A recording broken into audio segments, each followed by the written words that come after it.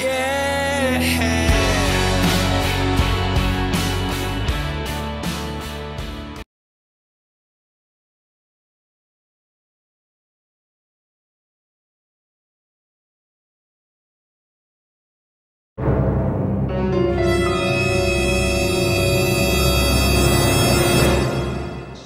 So the remaining possibilities are I'm at a set point. Now, the way I see it, there are three kinds of set points. This is just all my theories that I'm writing about in my book. I think there's a physical set point you can hit, and that is when your body has had enough and it's tired, it just cannot release any more fat. Now, it may be that I'm at a physical set point. I don't feel that I am. I feel I have a bit more within me. I feel I have the energy. I'm a little bit tired today because I had these crazy few days of Tom and then this festival and no sleep. But under that, I still feel pretty healthy. I was eating very healthy food in the lead up to this round. I've been having my fermented vegetables every day and very good quality proteins and amino acids during this round, and everything's been organic that I've eaten. So I don't feel depleted. I've only done 21 days, so it's not a hugely long round. I feel fine. So I don't think it's a physical set point, but maybe it is.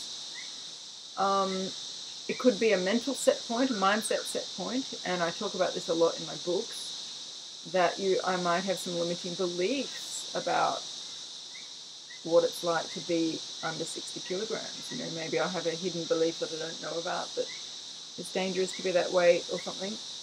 I have done a lot of work on my beliefs. I don't think I'm running any beliefs like that anymore. I was running them in the past. I'm actually feeling very content at this weight.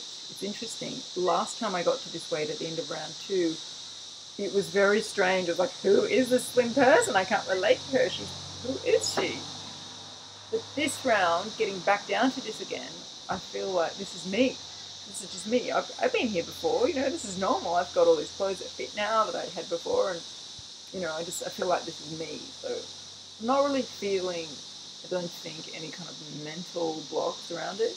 But the third type of set point is an emotional set point. And people, I think, tend to hit those when they get to a weight that they were at previously in their lives, and they've got some emotional issues attached to that weight. So maybe they were very happy at that weight last time, and so their body wants to stay there. Now, I've never been at this weight before in my whole life, so I don't think I have any emotional attachment to this weight. It's totally a new experience for me.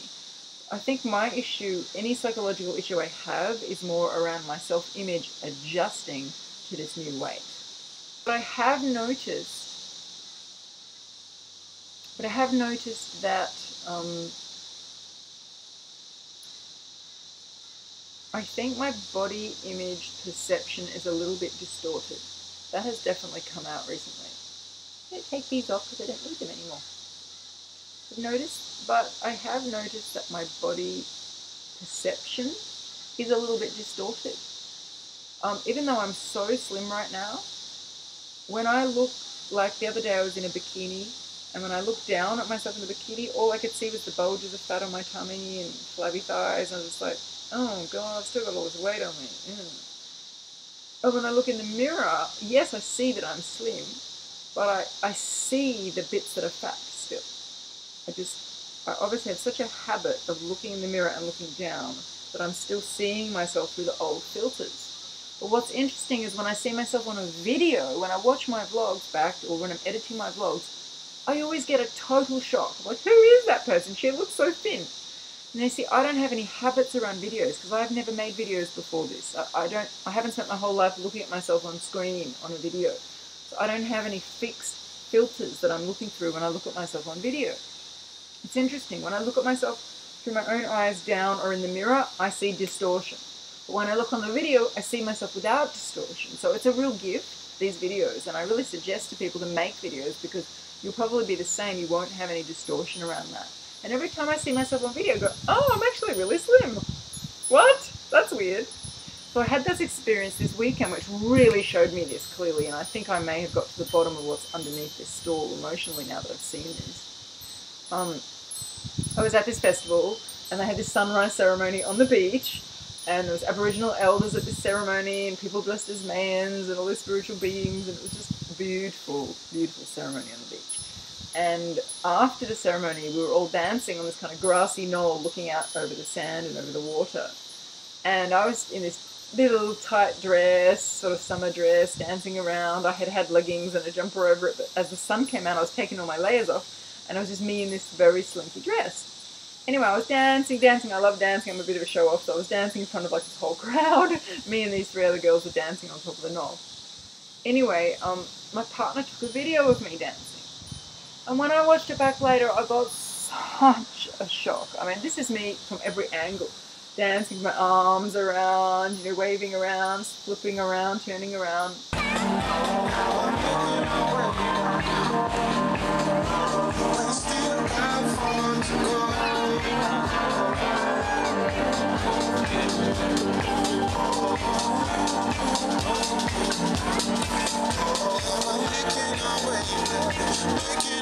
You can see right here on this video, this is me dancing in the grass. Now you can see that in this video I look really, really slim. You can't even see any fat anywhere on my body, right?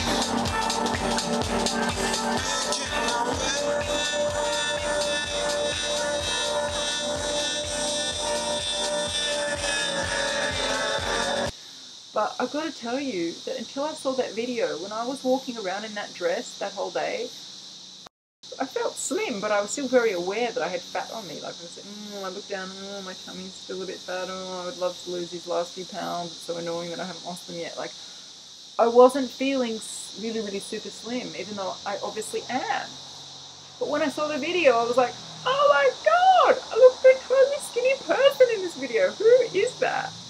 And that showed me that I am not really fully yet at a really deep self-image level embracing this new slim body.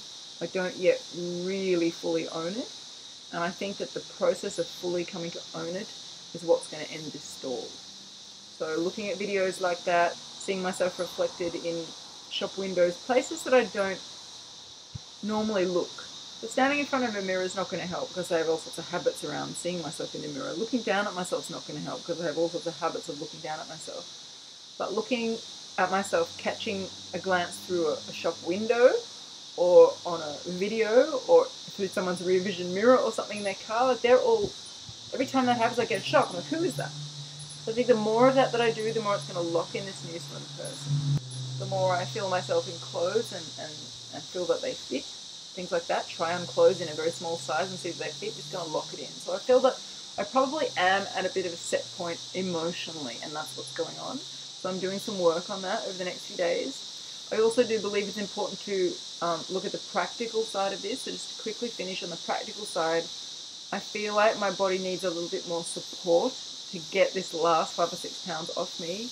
And I was wondering, should I do a fat fast, or should I do an egg day, or should I take a planned interruption, give my body a rest? You know, I was umming and ahhing over all these things, and I posted on my Fitness Pal on Facebook and asked people for their advice, and I've had lots of great advice. Thank you, everybody.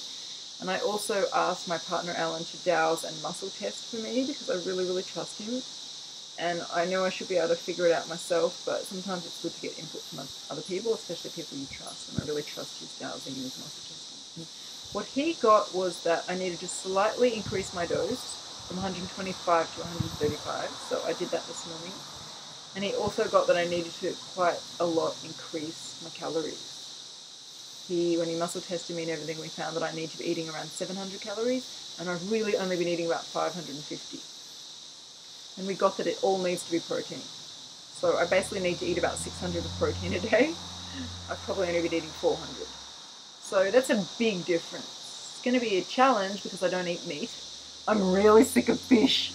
So the secret is I'm going to have to go and buy it every day fresh, because if it's even slightly not fresh, I just can't get it down anymore. I'm so sick of it. So I'm going to be disciplined and go every single day to the fish market. There's a beautiful fish co-op here, and get a really good juicy piece of fish that's really super fresh straight out of the ocean.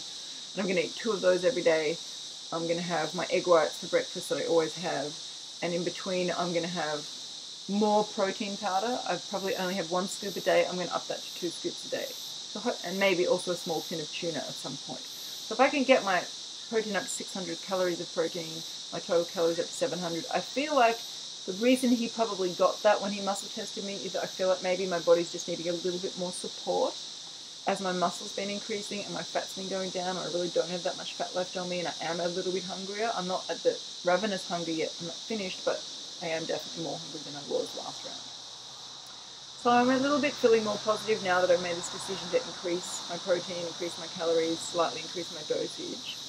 I feel really relieved that I've got to what's underneath this emotionally, because I think it's all to do with my self-image, the fact that I've never been this weight before in my life, and I'm having to adjust. And on HCG, it's a very fast process, and I think it often doesn't give our self-image time to catch up. And I think really stall is often just that our self-image hasn't caught up with what's happening in our body. And so I'm going to do everything I can to help myself emotionally catch up with this. I'm doing these vlogs as part of it, because when I watch it back, it really helps me see that I actually really am a slim person. So I just wanted to share all that with you so you can see that going through stuff on HCG doesn't have to be traumatic. Just because you're going through a stall doesn't mean you have to beat yourself up and go, oh my God, I'm fucking it up and I'm failing and it's not working, and undermine all of your trust in the protocol and undermine all of your trust in yourself. Because I really believe the key to this protocol being successful, certainly for me, is to keep my levels of trust really high. Trust myself the whole time. I have not fucked up. You know, I may have made some choices that I need to re-examine. I may need to make some changes in what I'm eating, but that doesn't mean that I fucked up. Everything I've done has been through choice, through awareness. Sometimes it's been an experiment, sometimes it's paid off, sometimes it hasn't. But I don't choose to see that I've done stuff wrong, because I don't think that's helpful. Even if someone cheats, I don't think they should beat themselves up. You can say, okay, at that point in time I needed to go through that experience so that something could be shown to me about my habits of emotional eating. You know, sometimes cheating is the biggest gift, because it shows us our emotional eating habits. I don't believe we ever do anything wrong. It's all happening for a reason, so we can learn something. So I just really wanted to share that with you, that even a 14-day stall can be a chance for learning and a chance for locking in your trust of yourself and your trust on the protocol. Well, hopefully that's been inspiring. I'll keep you guys posted on what I do, how I go with this extra protein. I'm going to try it for the next 2 days until my vial of HCG runs out. After that, I need to make the decision whether to mix up another vial and keep going for another 8 or 10 days, or to go into a planned interruption, or to end this round and just do another round later. So wait and see. I'm going to leave it for 2 days, try this higher protein, higher calorie, see if it helps, see how I feel, and I'll make that decision in a couple of days. But I've still got a little bit of HCG left in this vial, so I'm going to go to the end of that, see how we go. So I'll keep you posted. If you've got any ideas or thoughts or suggestions for me in this stall, or anything that you're thinking of that I said in this video, I'd really appreciate hearing it, because, you know, obviously this is all new territory for me, and I appreciate all of your input, all of your advice, and all of your support. All right, guys. See you soon. Bye.